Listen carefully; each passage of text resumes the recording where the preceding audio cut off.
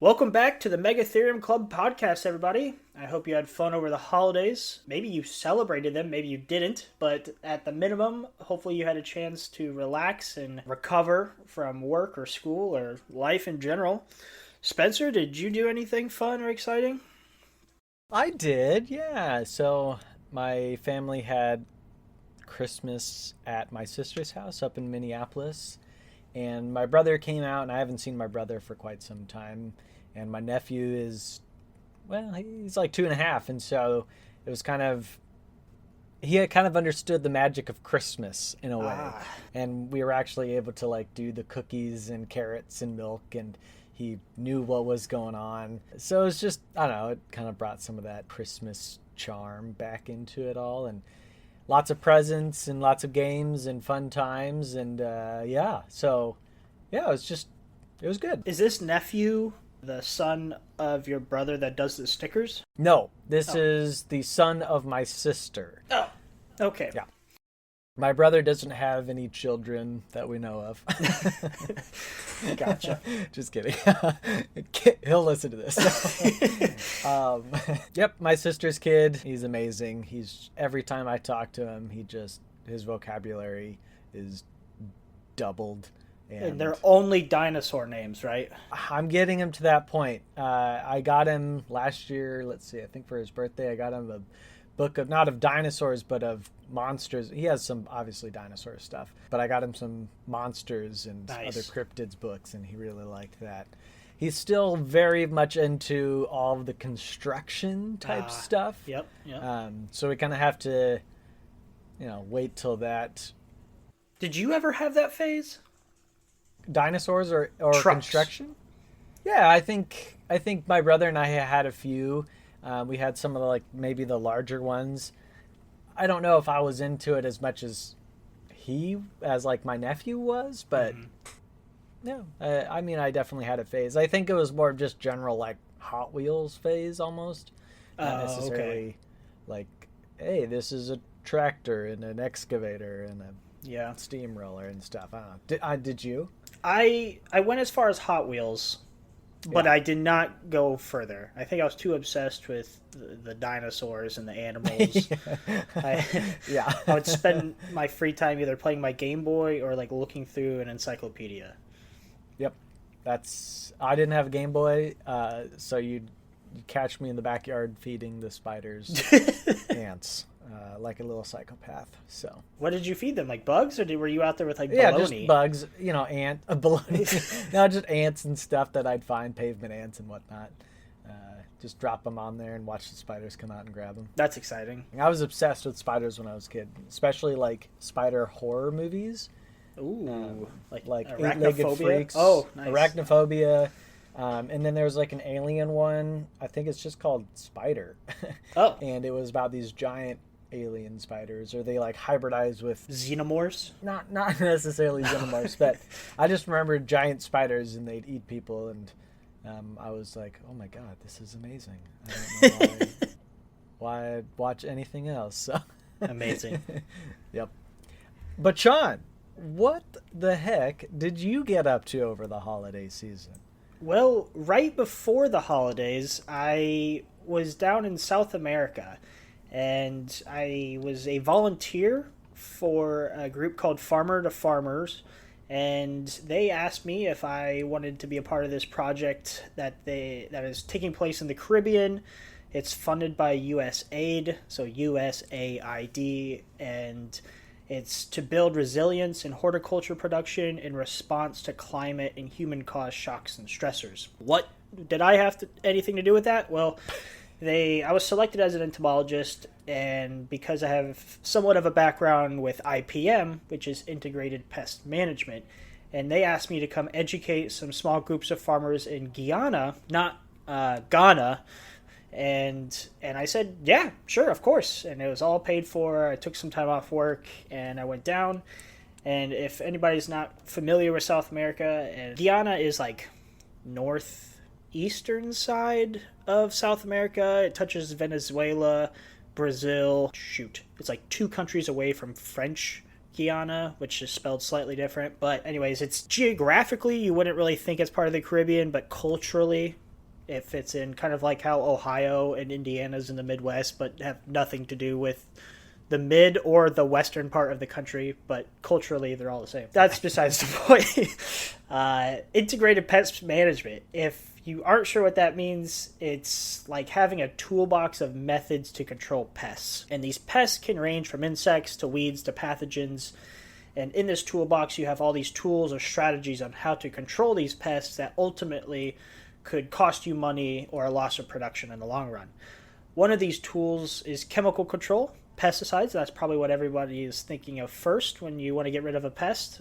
Unfortunately, that's kind of how the world works today, chemicals. But chemicals can be dangerous, not only to you, but also the environment, and can lose effectiveness. So, not to mention they can also be expensive, and people in a developing country may not always have access to proper chemicals or just cannot afford it. So other tools in this toolbox that I was teaching them about include cultural practices, which is as simple as just crop rotation or how you till the soil. Mechanical control is another method where you're physically removing pests or making it so they cannot reach the crops you have, some sort of barrier perhaps. Biological control is another common tool. This is where you're using organisms to control your pests, such as beneficial predators. That one's my favorite. Yep, it's great. And sanitation is also a common strategy here. It's often overlooked. It just involves preventing pathogens and pests from entering your production area by either cleaning equipment, inspecting transplants for diseases, and just generally keeping your area weed-free and clean. So the idea is to use all these tools interchangeably to control pests, with chemical control kind of being the last resort. We know chemicals can work if done properly, but they also have a lot of negatives with them. And pests are usually set at a threshold level of when to spray the chemical to prevent them from reaching the level at which you would see an economic loss. So you would want to use all these other tools in the IPM toolbox to prevent them from getting to that level that a chemical needs to be applied. And so IPM is kind of what I focus my talks on, and I also identified insects for them, showed them which insects cause what damage, showed them a few plant pathogens, and gave them strategies on how to control everything that I talked about, with from the simplest to a chemical suggestion. And it was great. I got to walk through some of their growing areas, so their crop production areas. They grew a variety of crops down there. It is tropical, so they have that advantage. But because the sun's so intense, some of the crops have to be grown under a shade house because the sun's just too powerful. And so I saw tomatoes, peppers, mangoes, celery, kale, rice, string beans, and probably more. Some common pests I saw were whiteflies, and I have never seen more whiteflies in my life. I just could walk into an area of string beans, and they were swarming me. There was... do you remember talking about the threshold for whiteflies? Oh, yeah. So, yeah, to put that in perspective, in parts of the U.S. So this economic thresholds can range per region, per crop, and per access to chemicals generally. So I forget where this is at, but I was reading and trying to give them an idea of what, if you see 3 bugs, is that bad? If you see 5 bugs, is that bad? Well, the threshold on tomatoes is 3 adults on a leaf. And that's probably time to spray, because if there's 3 adults, then they're reproducing, there's eggs elsewhere. So 3 per leaf in some areas is enough to okay, we need to spray or we're going to see an economic loss. I was getting dozens before I even reached the plant. That's how bad this area was. And the crop was already harvested. Right. And it was a string bean area. They just didn't get rid of the plants. And I'm not trying to dog on them. I was there for a reason. Not everybody's aware of strategies. And so hopefully some of my advice can help make a difference in the future. Oh, another pest was new to me, were I saw a lot of tomato miners, but not the lepidopteran caterpillars that I'm used to. These are dipteran larvae, or flies. Mm-hmm. And by mining, I mean these larvae, also known as maggots when I'm discussing fly larvae, were crawling and feeding between the layers of tomato leaves as well as a few other plants. And you could see these little tunnels where they've been throughout the leaf, little serpentine patterns. So I pointed these out to the farmers and gave them some suggestions to help control them. And I don't know if you've ever seen that. Do you know what I'm talking about? Like just miners in general? Yeah, I guess I've never seen fly miners up here. I've seen caterpillar miners, but maybe I'm I just familiar with wasn't. caterpillar miners, but not dipterans. Yeah, So yeah, it's interesting. So Guyana is a growing nation, and the growth has exploded recently due to the discovery of oil off the coast within the last 5 or so years. So I'm curious to see how it affects the country and how it adapts and changes in the near future. But there's a lot of money coming in. I just hope it's going to the right places. yeah, I hope so too. Yeah. So amazing. I hope you had just obviously a wonderful time, and like you said, I hope they get something out of that. And even if it's just a few things here or there, anything helps, I suppose. That's a big part of science that I think is underdeveloped, is science education. So Yeah, outreach. good. And Obviously jealous, but don't worry. When our podcast goes on our world tour, I'll be a little less jealous. So. yes, we'll do it together. Yep. Very good. Speaking about the podcast, this episode is kind of like a brief look back at our 2024 episodes and what might have been updated. As you know, science is always changing with new discoveries, and that is what makes it so fun and entertaining to me. We are constantly learning, and things could change tomorrow with new research. And so, what has been updated since we discussed it here on the podcast? Well, I have some questions for you, Oh, okay. Sean. Yeah. Yeah. So, if you think back to our very, very first episode. Oh, sorry. Oh my gosh. Our very second episode, I should say. Some updates from the Pleistocene era. So, Sean, can you give us kind of a brief overview of the recent discoveries about the earliest human arrivals in the Americas? Yes, I'm excited to share this one because I think this is a fascinating topic to me. When we shared a little bit about the Pleistocene megafauna and the arrival of humans in North America, if you remember right, this was a bit of a heated topic between the three of us, and It was. and focusing on megafauna and the extinction of them, especially in North America, the arrival of humans. And this is often estimated to be around 13,000 years ago at the end of the last ice age. And the idea is that this is also when humans arrived. And this overkill theory was brought up about how humans just overhunted all the large animals, and that's how they went extinct. We also discussed that climate change is likely a cause or could have had an effect there as well during this Younger Dryas period. And there's also the Younger Dryas impact theory that there is an epic collision with an asteroid or some sort of cosmic event that led to this extinction. But a new paper has come out after that episode, and I believe it was in October. Some of you may have seen it, but there are fossilized footprints in New Mexico, White Sands National Park to be exact. They are human, and they are estimated to be about 22,000 years old. That is nearly 10,000 years before we were thinking humans arrived in North America. So what does that mean in regards to the megafauna extinction? Well, it doesn't necessarily rule out that humans overhunted the megafauna to extinction, but they did not do it relatively soon after their arrival, as previously suggested. They could have been a driving force as the climate changed, but they were living alongside these megafauna for thousands of years while these populations declined. And in fact, today I was listening to TikTok, and then would later look this up myself because the paper was interesting. Thank you, whoever gave us back TikTok.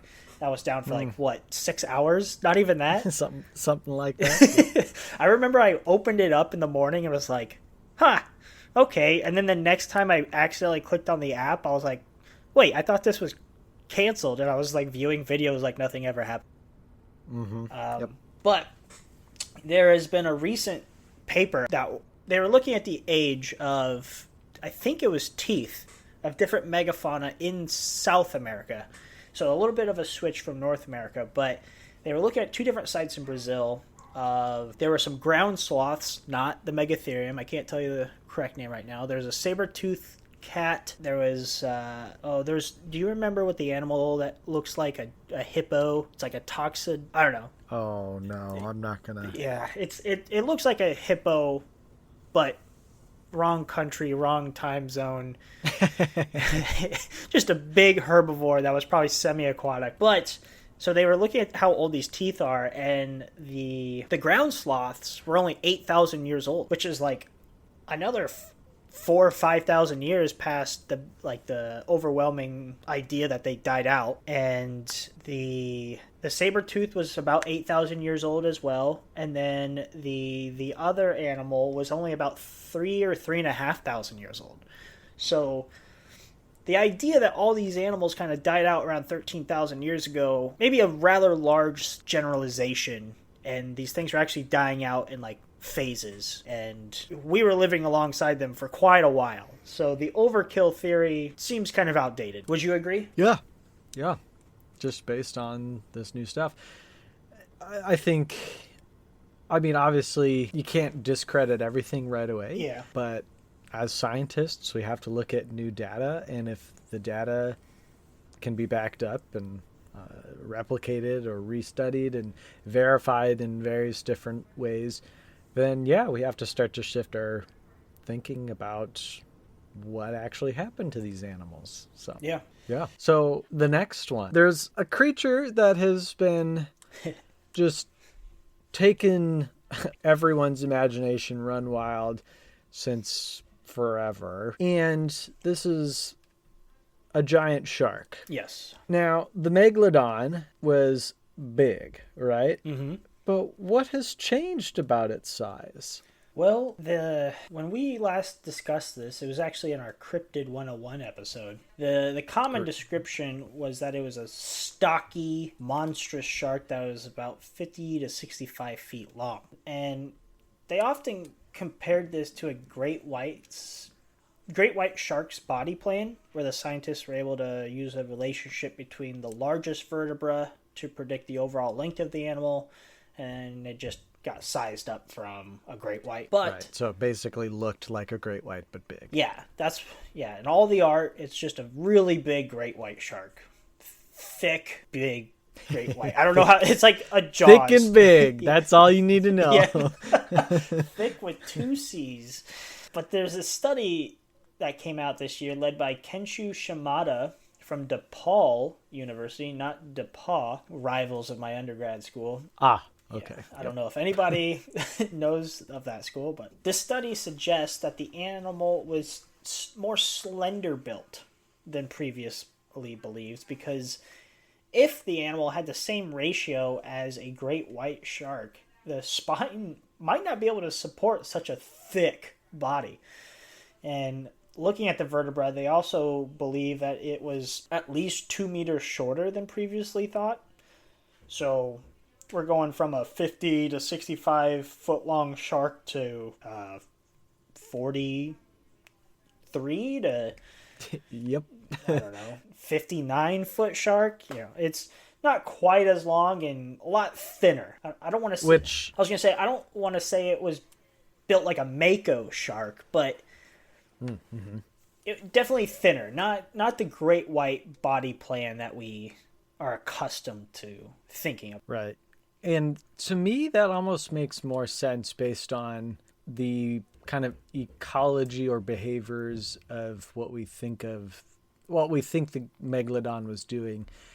And great white sharks today, they kind of travel, where you find them, they travel kind of up and down, okay, let's say North America. Mm-hmm. In the spring and summer, you're going to find them in the summer, you're going to find them kind of more north, right? Where they can feed on seals, like Cape Cod, where Jaws is set. Martha, like a fictional island, like Martha's Vineyard. Mm-hmm. Martha's Vineyard, not fictional, but anyway. However, in the colder months, as the water cools down, they migrate back down to warmer waters, maybe a little closer down into the south, Florida and that region. Whereas the megalodon was mostly just kind of a shallow water, warm water shark. Mm-hmm. So it doesn't need to be this giant bodied thing. I don't know. It just makes sense for it to be longer and more slender if it's living in more shallow waters. Yeah. You know? Yeah, that does make sense. I didn't think about that.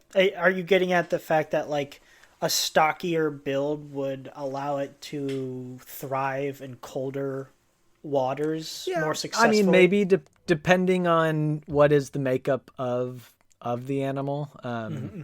I mean, I don't know enough about shark biology to be like, yes, but in general, like if you think about some of the biggest animals, marine animals, they live in the coldest waters. Yeah. So, I'm just using a little bit of extrapolation there. Yeah. Yeah, but the megalodon was likely not doing that.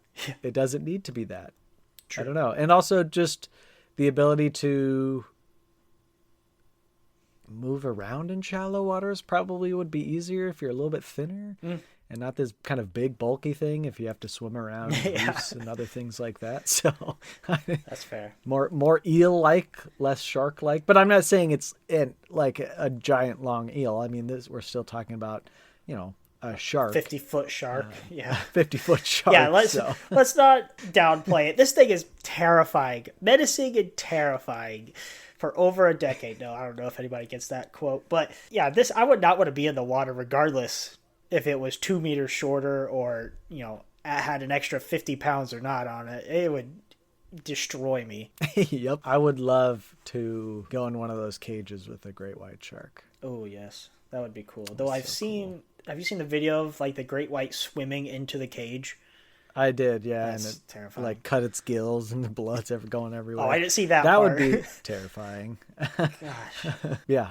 Unfortunately, I don't think we'll get to do that with the megalodon. They're still not around. No, they're not. That's not the update. We didn't find one. Nope. We just changed their size.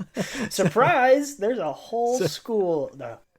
And I think that's the Bermuda Triangle, right? It's just full of megalodons. So moving forward, they would need to find a more complete fossil to really get an even better picture. Yeah, but unfortunately, it's going to be hard. Very hard. Just because, like all sharks, they don't have bones. They're made of cartilage, which doesn't fossilize as well, which is why we mostly find their teeth, which is a lot harder than their bones. We find the occasional vertebrate or whatever, but it's so rare. Yeah. I really don't think we're going to find anything more than a handful of fossils. But probably one can hope, right? We can be just hopeful. Yes. Speaking of big oceanic creatures, so the blue whale is a big creature. Some would argue the largest. Yeah. Until... Oh, yeah, that's my cue. Okay. If you guys remember in our larger than life episode, I had mentioned that there was a extinct whale species that could rival the size and weight of a blue whale. They're supposed to be around 80 feet long, but they are so thick they could have been several times big in mass. But there's another contender now for largest vertebrate to live, and its name is Ichthyotitan. Good name. Yeah, it's an awesome name. Ichthyosaurs are the marine reptiles that look similar to dolphins with a sleek body and that longer mouth full of teeth, and are often mistaken for a dinosaur, but they are not dinosaurs, okay? They lived alongside them, but definitely not under the Dinosauria. And ichthyosaurs lived from about 250 million to 94 million years ago, and they came in all shapes and sizes, but the Ichthyotitan was in a class all by itself, and the fossil described in 2018 was just a portion of a jawbone, but from these fragments, they can estimate the animal was 25 meters in length, roughly 82 feet. And yes, it was just a jawbone, so we don't know for sure, but we can at least conclude this thing was massive, based on proportions with other ichthyosaurs and scaling up from there. And to recall, the blue whale can reach up to about 100 feet long, with a majority of them shorter than that, more about the 80-foot long range. So this estimate is right there with, the largest whales out there.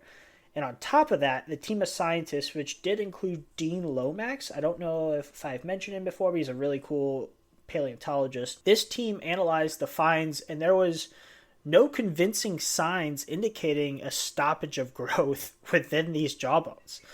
And this means the animal likely wasn't done growing and could have exceeded its 25-meter estimate, reaching who knows how long. And I think the blue whale really needs to just pass on this title of largest animal ever. Seems now we have at least 2 other marine vertebrates willing to take it over. Yeah, and cool ones at that. Yeah.